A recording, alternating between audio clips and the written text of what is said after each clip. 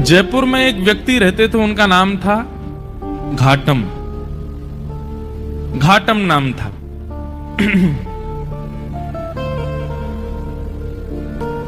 उनका पेशा था, उनके पूर्वजों से ही चला आ रहा था, वो सब चोरी करते थे। दादाजी, परदादा, परदादा, पूरे गांव का ही यही पेशा था, यही काम था, सब चोरी करते थे। घाटम जी भी चोरी करते थे। तो एक बार श्री घाटम जी कहीं जयपुर से आमेर जाते हैं, तो बीच में अभी जहां कथा थी इससे पहले वो वही स्थान है, आमेर और जयपुर के बीच में कनक घाटी, वहीं श्री घाटम दास जी रहते थे। उनका नाम बाद में घाटम दास हो गया, पर पहले उनका नाम घाटम था। तो घाटम जी चोरी करते थे।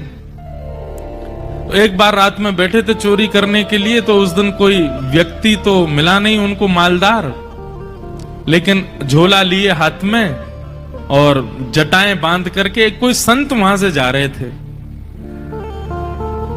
घाटम जी बेचारे 2 दिन से तो उनको कुछ चोरी हुई नहीं थी, फिर भी मन में विचार करने लगे, तो महात्मा है, इनकी क्या चोरी करूं मैं, कोई बात नहीं, चोरी नहीं करता हूं, प्रणाम कर लेता हूं जाके। और घाटम जी उनके मार्ग पर आ गए और अर्धरात्रि का समय, घनघोर अंधेरा, प्रणाम किया। महात्मा रुक गए, बोले अरे खुश रहो वत्स, क्या नाम है, नाम आदि पूछा, कहां रहते हो, स्थान बताया, क्या करते हो। घाटम जी बोले मैं चोरी करता हूं। महात्मा को यह बात बड़ी बढ़िया लगी कि इसने छुपाया नहीं मुझसे, सत्य बोला। बोले चोरी क्यों करते हो भाई, चोरी डकैती करना ये अच्छी बात नहीं है, मत किया करो, अच्छा काम नहीं है। बोले महाराज काम तो अच्छा नहीं है मैं जानता हूं, पर ये तो मेरे परिवार का पेशा है, मेरे पूर्वजों से चली आ रही है चोरी, हमारा परिवार इसी में ही निपुण है। मेरा बेटा है अभी 5 साल का, उसको भी तैयारी करा रहा हूं मैं, उसको भी सिखा रहा हूं कैसे जाना चाहिए, क्या क्या आयुध संग लेके जाने चाहिए, किस प्रकार लोगों को देख करके समझ जाना चाहिए मालदार है कि नहीं है। महात्मा बैठे बैठे, देखो संत का स्वरूप क्या होना चाहिए, संत केवल वहां ना जाए जहां माला और दक्षिणा मिले। संत का स्वरूप है वो जहां जाए, अगर दिख रहा है कि कुछ दूषित स्थान है, दिख रहा है कि इसके अंदर कुछ कमियां हैं, उसको सुधार करे। इसीलिए वो संत बना है, इसीलिए वो साधु बना है, केवल मालदार बनने के लिए नहीं बना है साधु।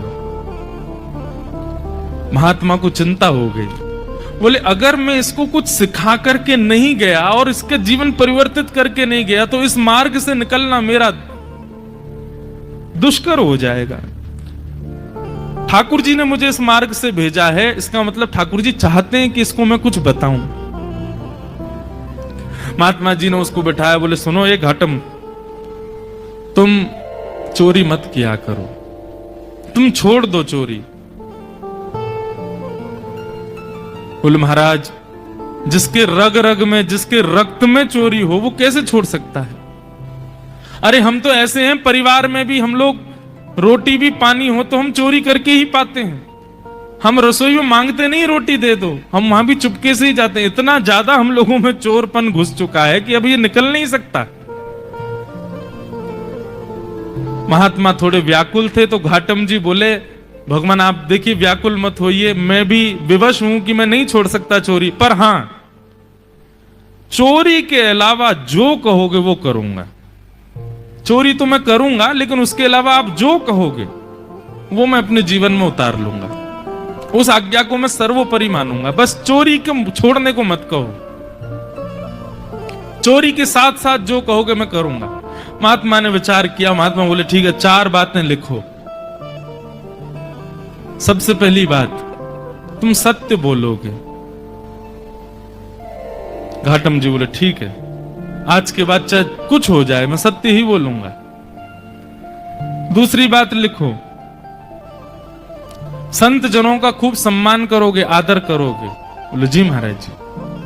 तीसरी बात लिखो, जो भी लाओगे घर में, चाहे चोरी करके लाओ, चाहे प्रेम से लाओ, कमा के लाओ, सबसे पहले ठाकुर जी को निवेदित करोगे, उसके बाद स्वीकार करोगे। बोले जी। और चौथी और अंतिम बात, कहीं मंदिर दिख जाए, मठ दिख जाए, आश्रम दिख जाए, संत दिख जाए, 100 काम छोड़ के चोरी करके भाग रहे हो, सिपाही पीछे पड़े तो भी रुकोगे, प्रणाम करोगे, फिर जाओगे। घाटम बोला जो आज्ञा। अब ये 4 बात मेरे लिए अध्यादेश हैं, आदेश नहीं है, अध्यादेश है। चाहे दुनिया इधर उधर हो जाए, मैं इन 4 बातों को कभी नहीं छोड़ूंगा। संत बोले ठीक है। अब देखो, गुरु आज्ञा कितनी बड़ी होती है। ये कोई लिखी हुई कथा नहीं है, ये असली कथा है। आज भी घाटम जी का वहां घर है, आज भी उनका वंश है वहां पर। और इनका जो मतलब कुल गोत्र था, हमारे राजस्थान की तरफ मीणा होते हैं, वो इन्हीं के ही, उन्हीं परिवार में से थे। तो घाटम जी ने अपने गुरु की आज्ञा मान ली, बोले 4 बातें मुझे करनी है। एक बार कुछ संतों की टोली जा रही थी, घाटम जी ने देख लिया, दौड़ करके गए, चरणों में निवेदन किया, मेरे घर आ जाइए, प्रसाद पा लीजिए। संत बोले ठीक है। अब घर पहुंच गए। अब लेकिन घाटम जी के घर पे व्यवस्था कुछ नहीं थी भोजन की। पत्नी से कहा 5 मूर्ति आई हैं, भोजन बनाओ। बोले 5? हम 2 के लिए तो भोजन नहीं है, 5 को कैसे पवाऊं मैं? घाटम जी बोले गुरु आज्ञा निरर्थक हो जाएगी, मुझे कैसे भी इनको 5 को प्रसाद तो पवाना है। घाटम जी ने देखा कि पड़ोस में एक कोई व्यक्ति रहता, उसके पास में उसके गेहूं अनाज आदि का भंडार है, थोड़ा चोरी करके ले आता हूं, उससे बना के इनको पवा देंगे, गुरु आज्ञा पूरी हो जाएगी। गुरु जी ने यही तो कहा है कि संतों की सेवा करो, अब कैसे भी करो, चोरी करके करो, चाहे कुछ करो। दौड़ करके गए, वहां से कुछ अनाज आदि ले आए, घर पर ला करके प्रसाद बनवा करके पवा दिया।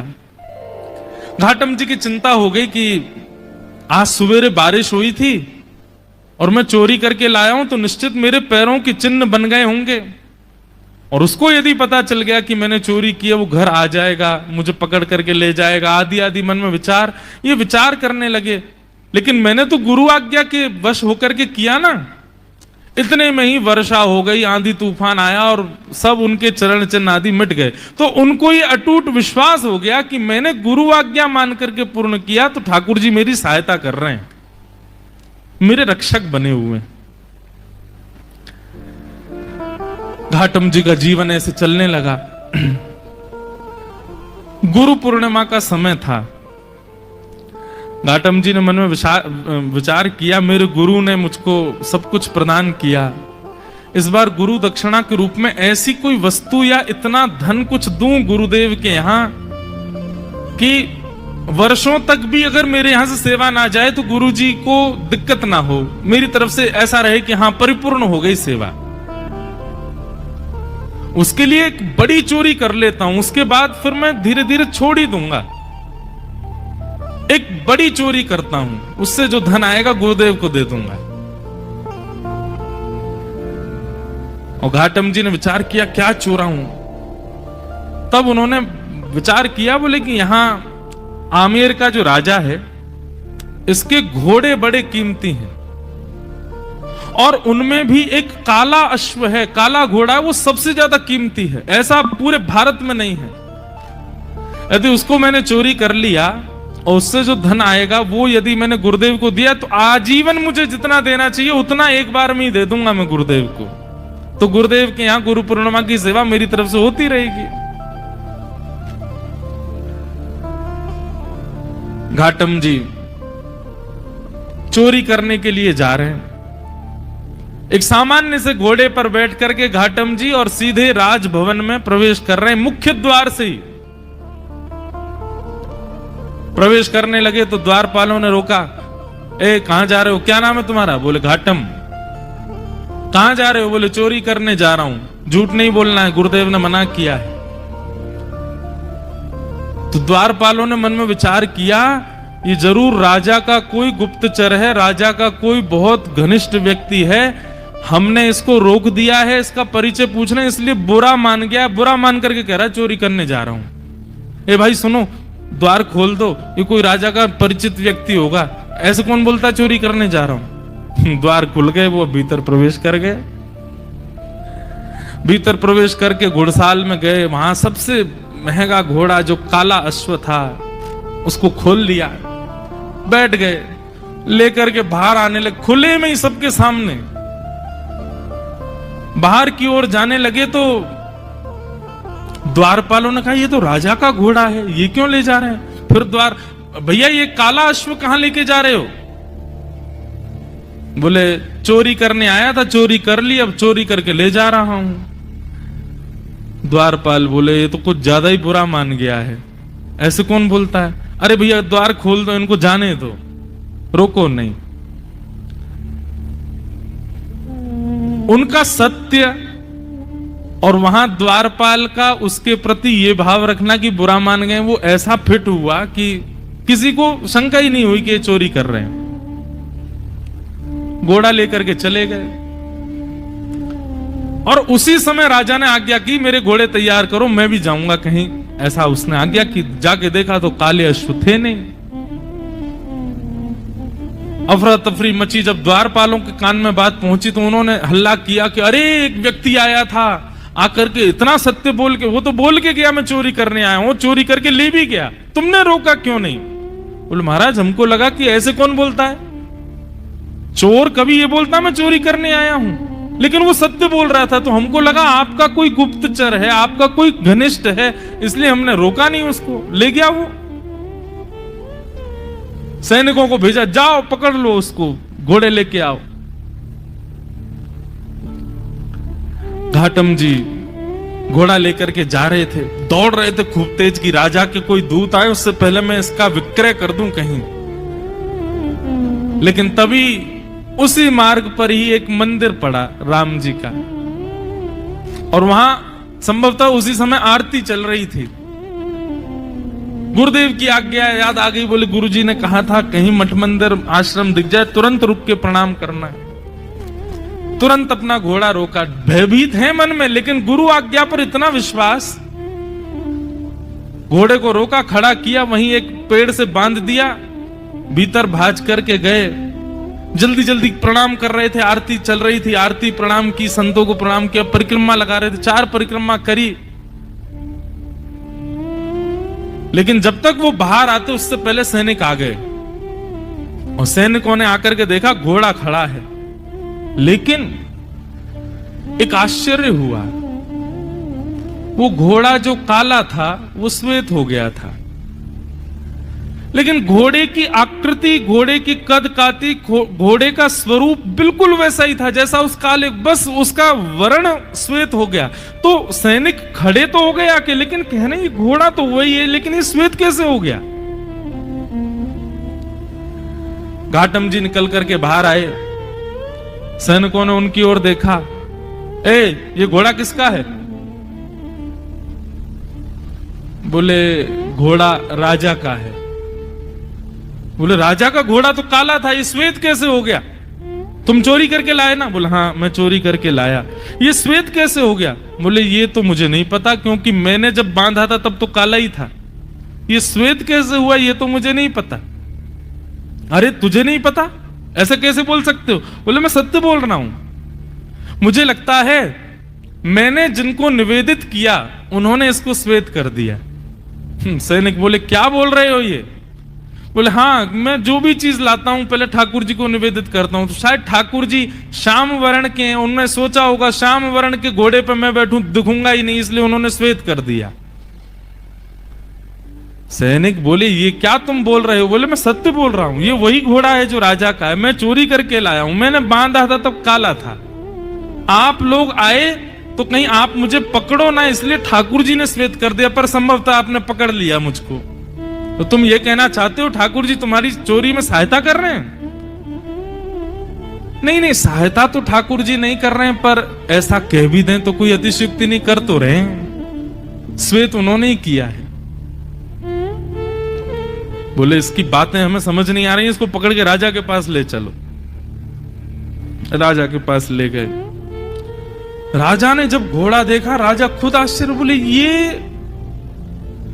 है तो मेरा ही घोड़ा, पर ऐसा भी नहीं कि इस पर कोई रंग लगाया हो, इसका वास्तविक रंग श्वेत कैसे हो गया?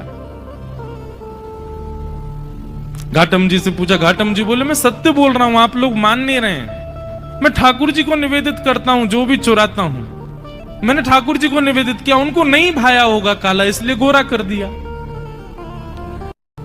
घाटम जी की बात पर किसी को विश्वास नहीं हो। तब राजा बोला, एक तरीका है, यदि तुम्हारी बात में इतनी सत्यता है कि ये वही घोड़ा है, तो मेरे घोड़े के गाल के पास में एक मस्सा है, यदि वो मस्सा इसके हुआ तो मैं समझ जाऊंगा कि भगवान तुम्हारी सहायता करते हैं, तुम्हारी गुरु आज्ञा ही तुम्हारी सहायता करती है, तुम जो करते हो सब, और मैं तुमको छोड़ दूंगा।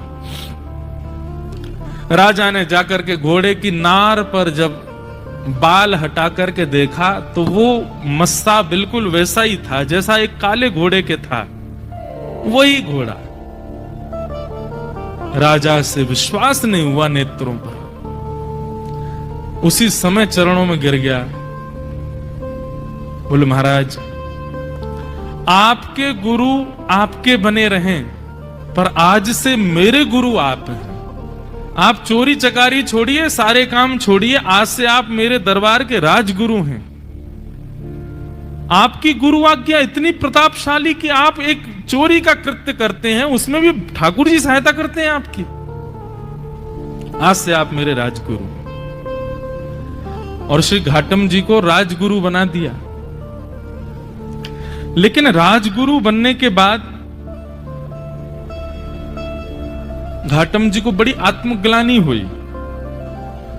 उन्होंने मन में विचार किया कि मैंने गुरुदेव की आज्ञा मानकर के अपने दुष्कृत्य को नहीं छोड़ा, उसका यह परिणाम हुआ कि आज मैं एक राजगुरु बन गया। यदि मैंने अपने कृत्य भी सुधार लिए होते, सदकृत्य किए होते, तो आज ठाकुर जी मुझको मिल गए होते। तो घाटम जी ने अपनी राज पदवी का त्याग कर दिया, और राज पदवी त्याग करने के बाद वो सामान्यतया एक सामान्य व्यक्ति की तरह अपना जीवन जीने लगे, गुरु आज्ञा पालन करके।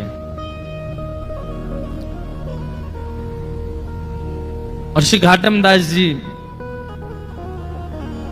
उनके पद हैं बड़े सुंदर। उनका एक पद है, उसमें कहते हैं ठाकुर जी को कि हे ठाकुर जी,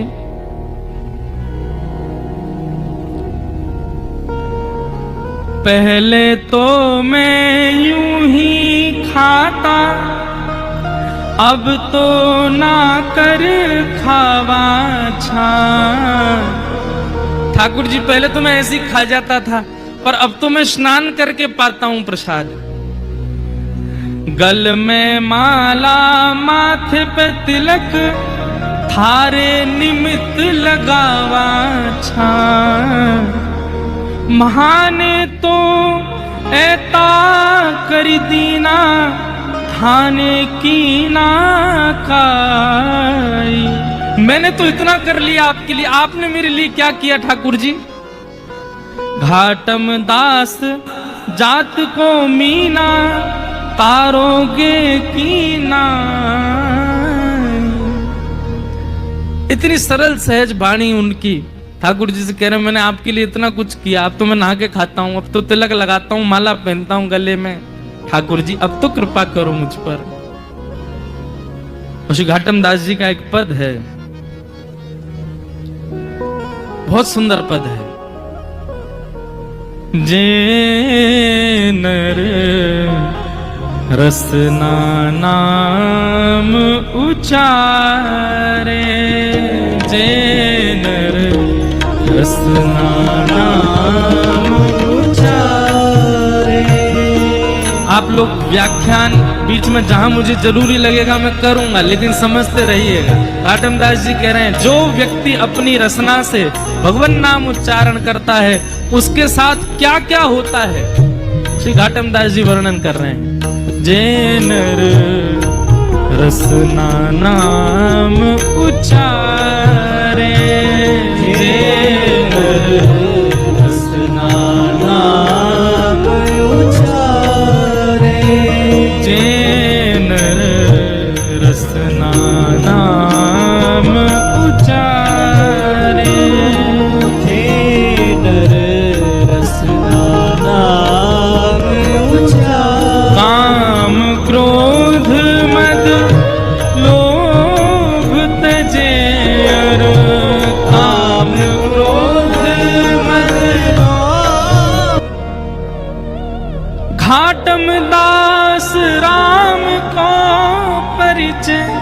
तीनों लोक उधारे।